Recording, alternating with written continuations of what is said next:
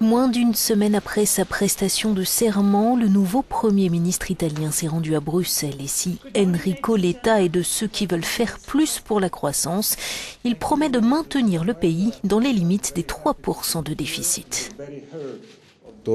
Je rentre à Rome optimiste, plus optimiste que quand je suis parti. Je veux que le gouvernement italien fasse sa part du travail avec les réformes que nous devons mettre en place et que la politique retrouve sa crédibilité.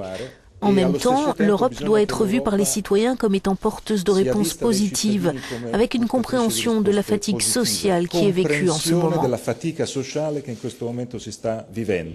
En écho à cette fatigue sociale, le président de la Commission a, lui, appelé à un plan ambitieux pour faire baisser le chômage des jeunes, sans plus de précision.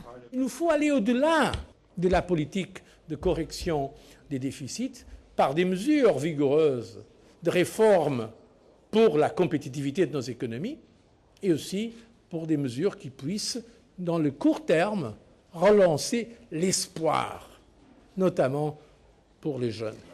Les 27 ont prévu de consacrer 6 milliards d'euros à la lutte contre le chômage des jeunes dans les pays où il est le plus élevé, mais ce sera entre 2014 et 2020.